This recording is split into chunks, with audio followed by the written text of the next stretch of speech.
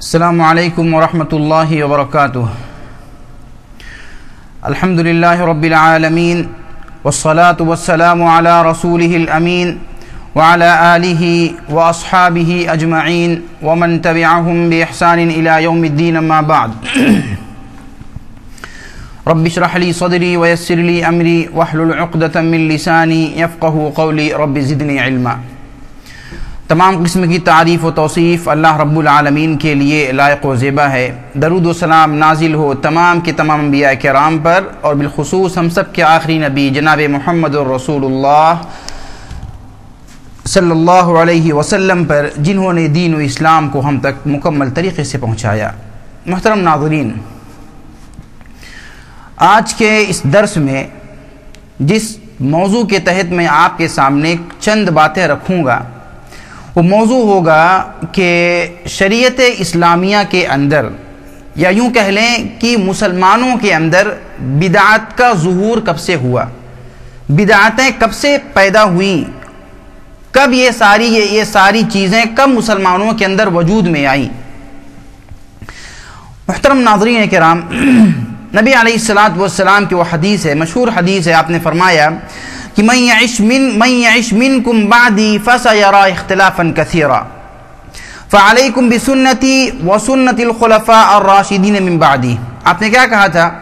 آپ نے کہا تھا تم میں سے جو بھی آدمی میرے بعد زندہ رہے گا، وہ آدمی جو ہے بہت زیادہ اختلافات کو دیکھے گا، وہ آدمی بہت زیادہ اختلافات کو دیکھے گا۔ جب اختلافات زیادہ ہوں گے تو اس وقت کیا کرنا ہم کو؟ نبی علیہ السلام فرمایا کہ اس وقت ہمیں یہ کرنا ہے کہ ہم ایسے موقعوں پر، اختلافات کے موقعوں پر، نبی علیہ السلام کی سنت کو اور صحابہ کرام کے طریقے کو لازم پکڑیں، یہ کرنا چاہیے۔ اور نبی علیہ السلام کی وہ حدیث بھی ہے، آپ نے فرمایا خیر القرون قرنی ثم الذین یلونہم ثم الذین یلونہم، یعنی نبی علیہ السلام نے فرمایا کہ بہترین زمانہ میرا زمانہ ہے، اس کے بعد میرے صحابہ کا زمانہ، پھر تابعین کا زمانہ ہے۔ ان دونوں حدیثوں سے یہ بات واضح ہو جاتی ہے کہ بدعات کا ظہور اس ٹائم پر نہیں تھا، نبی کے زمانے میں بدعات نہیں تھی۔ صحابہ کرام کے زمانہ اگر دیکھا جائے تو بدعات کا جو ظہور جو شروع ہوا، جو بدعاتیں مسلمانوں کے اندر آئیں، وہ بدعات جو شروع ہوئی تھی وہ جو ہے دوسری صدی ہجری کے اندر جو ہے، جبکہ اس زمانے کے لوگوں نے تقدیر کا انکار کیا تھا۔ عمل کے اندر جو انسان اعمال کرتا ہے، عمل کے اندر انسان جو ہے مختلف طریقے سے نئے قسم کے اعمال کو انسان نے لے کر کے آیا، تو یہ بدعاتیں دوسری صدی ہجری کے اندر مسلمانوں کے اندر آئیں۔ لیکن صحابہ کرام اس وقت موجود تھے۔ صحابہ کرام کے زمانے میں جب بھی بدعاتوں کا ظہور ہوا، صحابہ کرام نے ڈٹ کر کے اس کا مقابلہ کیا اور بدعات کو منع کیا، بدعات کا منہ توڑ جواب دیا صحابہ کرام نے۔ تو یہ جو شروع ہوئی تھی صحابہ کرام کے زمانے کے اواخر میں، صحابہ کرام نے بھرپور طریقے سے اس کا ڈٹ کر کے مقابلہ کیا تھا۔ الغرض جو علاقہ مدینے سے جتنا دور تھا، وہاں پر بدعتوں کا ظہور اتنا ہی زیادہ تھا۔ جو علاقہ جتنا دور تھا مدینے سے، وہاں پر بدعتیں جو ہیں اتنا ہی زیادہ تھیں۔ تو لہٰذا معلوم یہ ہوا بدعت جو شروع ہوئی وہ دوسری صدی ہجری کے اندر صحابہ کرام کے زمانے کی اواخر میں یہ معاملہ شروع ہوتا ہے۔ اب ہم یہ دیکھتے ہیں کہ اس کے ریزنز کیا ہیں، بدعت کیوں شروع ہوئی، اس کے اسباب کیا ہیں، بدعت کے شروع ہونے کے اسباب کیا ہیں۔ محترم ناظرین کرام، بدعت شروع ہونے کے کئی ایک اسباب ہیں، ہم ان پر کئی طریقے سے بات کر سکتے ہیں۔ نمبر ایک، پہلا جو بدعت شروع ہونے کا جو اسباب ہے، جو ریزن ہے، وہ یہ ہے کہ انسانوں کے اندر یا مسلمانوں کے اندر دین سے دوری۔ جب مسلمانوں کے اندر دین سے دوری آ گئی، اور جیسے جیسے زمانہ نبی علیہ السلام کے زمانے سے دور ہوتا چلا گیا، زمانہ گزرتا رہا اور نبی کے زمانے سے دور ہوتا چلا گیا، صحابہ کرام کے زمانے سے دور ہوتا چلا گیا زمانہ، تو لوگوں کے اندر کیا ہے، ایک تو لوگوں کے اندر دین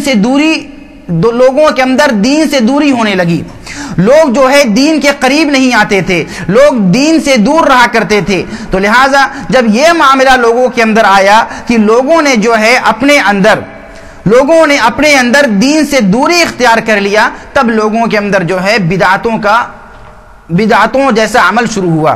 محترم ناظرین کرام، نبی علیہ الصلوۃ والسلام کی وہ حدیث ہے، آپ نے فرمایا کہ اللہ رب العالمین جو ہے کیا کہتے ہیں، علم کو علماء کے سینے سے نہیں نکالے گا، علماء سے چھینے گا نہیں اللہ رب العالمین، بلکہ اللہ رب العالمین علم کو کیا کرے گا، علم کو جب چھیننا ہوگا، علم کو جب اٹھانا ہوگا تو اللہ رب العالمین علماء کو موت دے دے گا. اس دنیا سے اہل علم کو اٹھا لیا جائے گا. آپ دیکھیں گزشتہ 1-2 سال کے اندر، پیچھے 1-2 سال کے اندر علماء کا ایک بڑا گروپ اس دنیا سے رخصت ہو چکا ہے. بڑے بڑے اہل علم، بڑے بڑے علماء کرام اس دنیا سے جا چکے ہیں. برادران اسلام، نبی نے فرمایا تھا کہ اللہ رب العالمین کو جب علم کو اٹھانا ہوگا تو اللہ رب العالمین علماء کو اس دنیا سے اٹھا لے گا. اس کا انجام کیا ہوگا؟ جب علماء اس دنیا کے اندر نہیں رہیں گے تو لوگ کیا کریں گے؟ جاہلوں کو اپنا سردار بنا لیں گے. ان کے پاس پیسہ ہوگا، ان کا اپنا نام ہوگا، معاشرے میں، سوسائٹی میں ان کی ایک عزت ہوگی، لیکن علم ان کے پاس نہیں ہوگا، دین ان کے پاس نہیں ہوگا. لوگ کیا کریں گے؟ ایسے لوگوں کو، جاہلوں کو اپنا سردار بنائیں گے. جب جاہلوں کو اپنا سردار بنائیں گے، جب ان کی زندگی کے اندر کوئی مسئلہ پیدا ہوگا، اپنے مسائل کو جاہلوں کے پاس لے کر کے جائیں گے، اور جاہل نہ جانتے ہوئے بھی ان کو فتویٰ دے گا، اور وہ انسان خود بھی گمراہ ہوگا اور لوگوں کو بھی گمراہ کرے گا. وہ انسان خود بھی گمراہ ہوگا اور لوگوں کو بھی گمراہ کرے گا. تو معلوم یہ ہوا، اور یہ یاد رکھنے کی بات ہے کہ جب اس دنیا کے اندر علم اور علماء جب تک یہ موجود ہیں تب تک بدعت کا کوئی یہ نہیں ہے. ڈٹ کر کے ان کا مقابلہ کیا جائے گا، اہل علم ان کا مقابلہ کرتے رہیں گے، اہل علم ان کا جواب دیتے رہیں گے. لیکن جب علماء ہی نہیں رہیں گے، اللہ رب العالمین علماء کو اٹھا لے گا. جب علماء کو اللہ رب العالمین ختم کر دے گا تب تو پھر بدعتوں کو پھیلنے کا موقع مل جائے گا. لوگ جو ہے غلط کام کریں گے، لوگ جو ہے کیا کہتے ہیں، برے کام کریں گے، اور ایسا کام کریں گے کہ جس کے بارے میں وہ یہ سمجھیں گے کہ یہ دین کا کام ہے، حالانکہ وہ دین کا کام نہ ہوگا. الغرض یہ تمام بدعتیں یہ کفر کا ایک ڈاکہ ہیں. جو تمام بدعتیں ہیں یہ ساری ایسی چیزیں جو کفر کا ڈاکہ ہیں، اور یہ جو ہے دین میں ہر ایک اضافہ ہے، دین میں نئی نئی چیزیں ہیں. یہ وہ عمل ہے، یہ وہ کام ہے جس کو نبی علیہ الصلوۃ والسلام نے نہیں کیا تھا، صحابہ کرام نے نہیں کیا تھا، نبی علیہ الصلوۃ والسلام نے اس کو مشروع قرار نہیں دیا ہے. یاد رکھیں، جو بدعت ہوتی ہے وہ گناہ کبیرہ سے زیادہ خطرناک ہوتی ہے. بدعت جو ہوتی ہے وہ گناہ کبیرہ اس سے بڑی خطرناک ہوتی ہے، کیونکہ شیطان کبیرہ گناہ پر اتنا خوش نہیں ہوتا ہے جتنا کہ شیطان انسان کے بدعت کے کرنے پر خوش ہوتا ہے. وجہ کیا ہے؟ وجہ اس کی یہ ہے کہ جب انسان گناہ کرتا ہے تو گناہ کرتے ہوئے انسان یہ جانتا ہے کہ یہ انسان گناہ کا کام کر رہا ہے، لیکن جب انسان بدعت کا کام کرتا ہے تو وہ کیا سمجھتا ہے کہ انسان ثواب کا کام کر رہا، حالانکہ وہ ثواب کا کام نہیں ہوتا ہے. اور انسان ثواب کا کام سمجھ کر کے وہ کام کرتے رہتا ہے. انجام کیا ہوتا ہے؟ ثواب نام کی کوئی چیز اس کے نام اعمال کے اندر نہیں آتی ہے.